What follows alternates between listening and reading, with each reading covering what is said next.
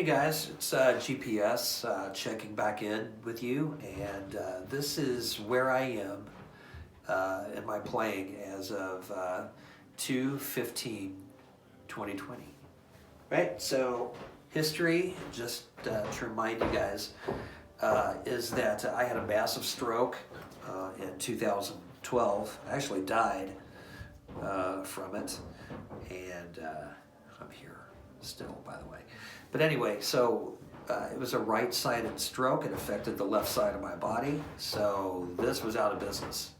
So literally, I mean, my hand and arm just kind of laid there, you know, and I eventually started getting to where I could play a little bit of slide maybe, and I could square my hands up with the frets, which I think is a good idea as a guitar player anyway, to try to stay as parallel as you can to your frets.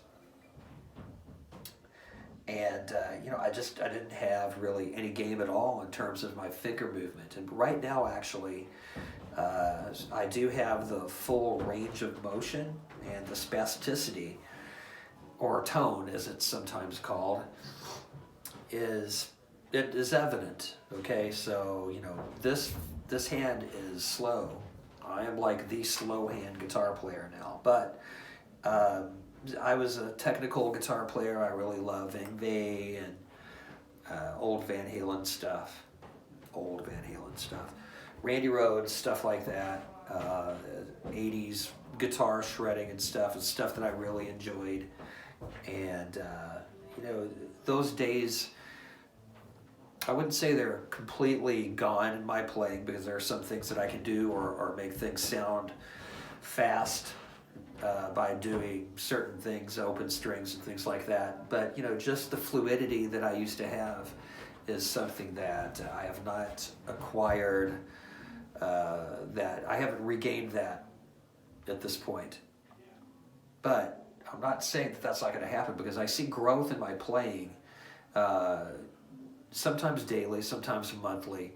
I will say that where I live, it's very cold right now, and this hand is freezing. My left hand is very cold, always. Not just to the touch, but it feels really cold. So when you start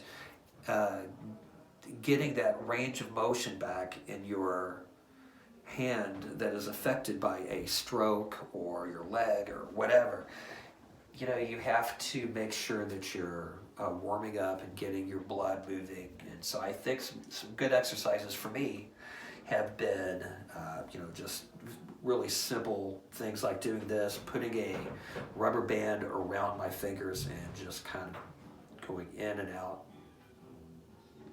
Right, so anyway, that's great stuff to practice. And unfortunately, there is no you know, magic trick to make all of your playing come back if you're trying to regain your old style. You have to kind of look at it as, you know, you've had a lifetime with a certain style, and you kind of have to reinvent yourself in some ways, which is what I've done. So I would highly recommend natural minor scales. So the things like that are very helpful. And which, by the way, again, you know, this hand was just hanging onto my body. This arm was merely just hanging on to the shoulder. That's all I had at that point. So bending notes was a sore spot for me. And what I started doing was I started kind of using my thumb and squeezing on the neck. So as to where before, my vibrato and everything, I was so comfortable with my vibrato and bending that I would take one string, say my B string, and I would play an A minor scale downward. So, you know, we'd start on a C, and I would bend from the previous note up. So I would take a B and bend it to a C. I would take an A and bend it to a B, right, all the way down. Half step here. So that's no fun, you know, bending a whole step on the 3rd fret.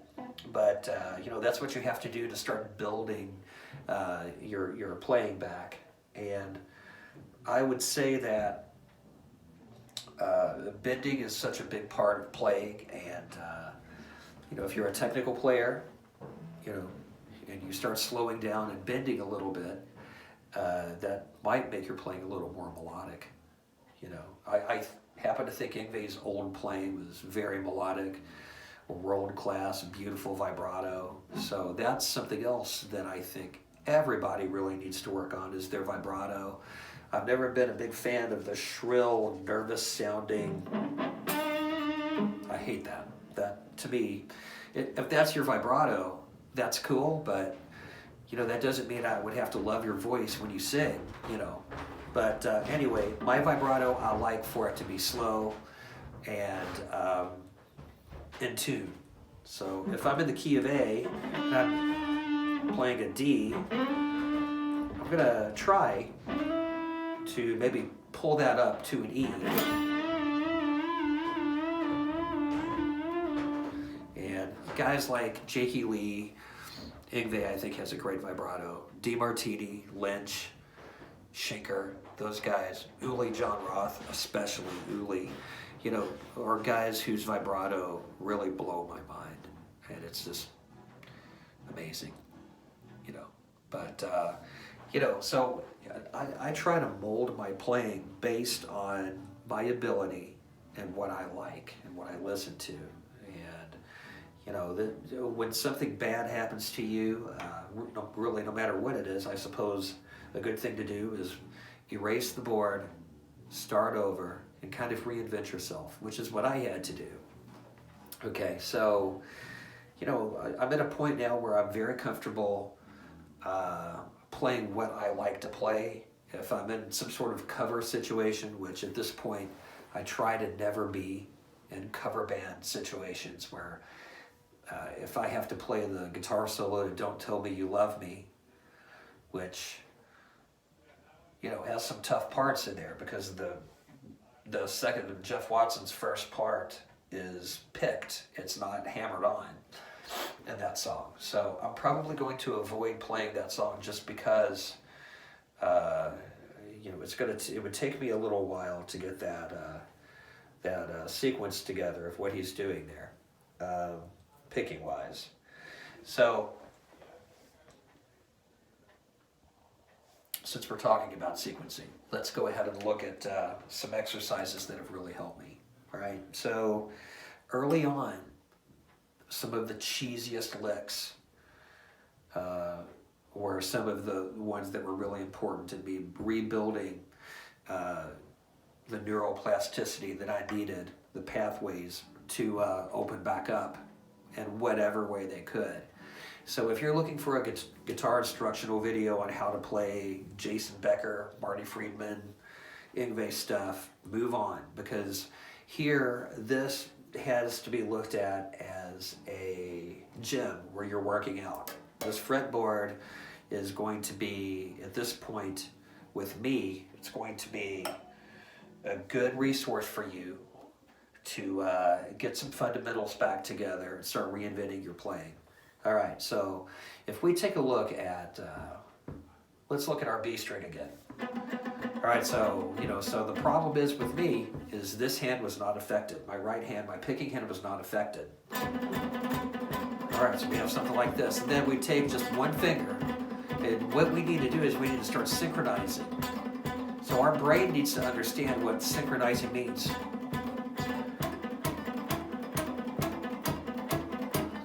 So things like that are important to us.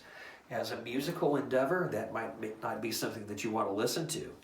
But if we're doing that and we're synchronizing and we're playing those notes in time, that's really what's important, because our brain is understanding that. And it's sending signals between your right hand and your left hand, right? Okay, and so this synchronizing is very important to us in establishing those neural pathways. So let's take a look at that, and maybe we'll expand that to triplets here in a second. But so, all right, so I think Gary Moore has some licks in the Dirty Fingers era. Gary Moore.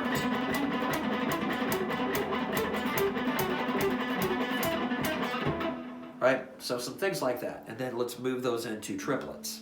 And so let's just... And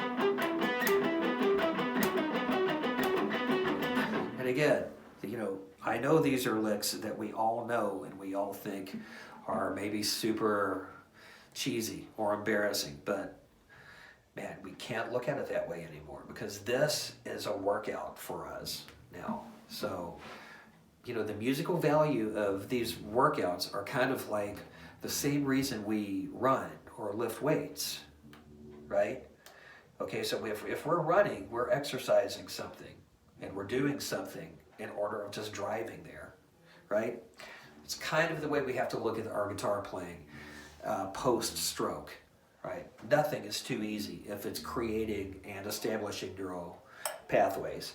All right, so let's look at some Vivaldi, and Randy kind of borrowed some of this from the Four Seasons, and we'll start this on the E string, 12, what is that, 8, 12, 8, 0, 10, 7, 0,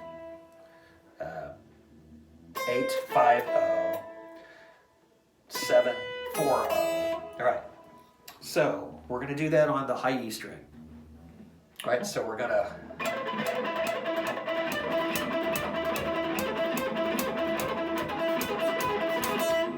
Okay, so, once we're synchronizing that, and we realize how many of those strings are open, and so we're doing these triplets as cleanly as we possibly can, then we'll move that down to the B string, the same thing.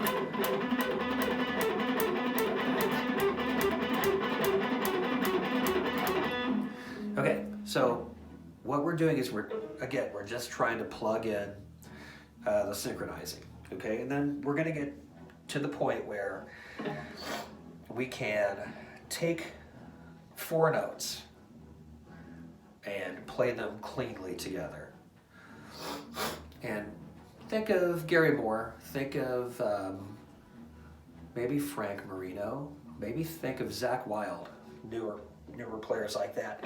And let's just, I don't know, do it in E. So we're gonna take 9, 7 on the G string, 9, 7 on the D string.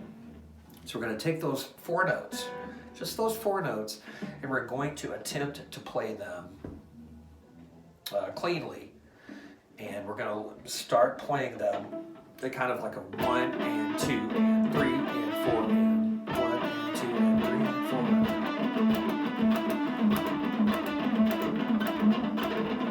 4. Right? So the sloppiness comes from missing the 4th note, which is an upstroke, and we would obviously be alternate picking that. But we want to get that to a speed where we're tapping. I don't know if you can hear my tapping here, but... Okay, so that's kind of sloppy, actually. And the old Paul would say, dude, move your index finger along with it, right? But, my hand's freezing right now, and, I mean, the best way to play clean is to play crisp staccato notes there.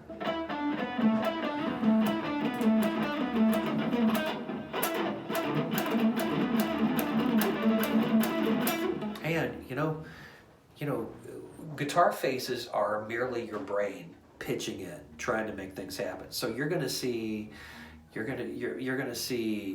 quivering lips. You're going to see people making all kinds of crazy faces, when they're doing their guitar face. But that's really just your brain pitching in, right? So the last thing that I want to say about this is, if the pick is bothering you, or you feel like the pick is slowing you down, then we can look at different alternatives to playing fast. Put the pick down. I mean, we have possibilities here with all of these fingers here. So let's just take a look at something else in the key of E. So E could work for a major 2 maybe, especially in like a 1-4-5. This is a good turnaround exercise. All right, so we're going to play our D string, and our B string. So these two notes should be the same right now because this is a B note on the D string and this is an open B string. So let's try this.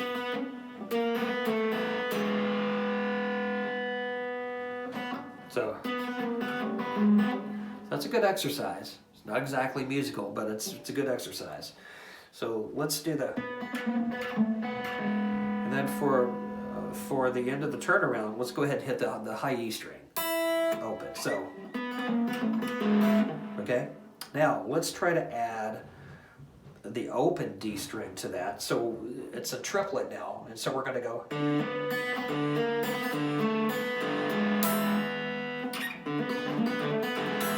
Cool. Especially if you mute that, you can get more of a staccato sound out of it. It's going to sound probably a little better, right? Right. Just use one finger if you want. You can use all of them. You can use one. You can start doing them as exercises, whatever. So, right now there is a better way to even play that lick using just one finger. By the way, this is what I mean when I'm saying that cheating sometimes is okay. It's okay to make things easier. All right. So what I'm going to do is, again, I've assigned my thumb to play everything on the D string and my middle finger to play everything on the B string or high E, right? So that's just the way I do it. I don't care if you use your index finger, whatever, it doesn't matter. But what I'm going to do is I'm going to basically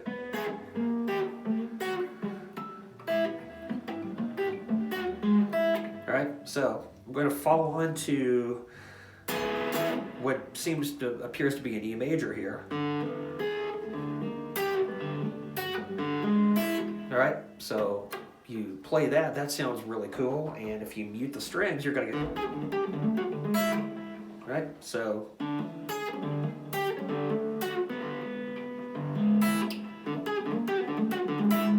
Well, that's kind of a cool lick. All right, so I'm going to start doing more of these. And, you know, let me know what you think. Reach out, let me know what you think. Tell me your story. Find me on Facebook or whatever, George Paul Smith. On Facebook, George Paul Smith. On Instagram as well. All right? Thank you. Have a great day.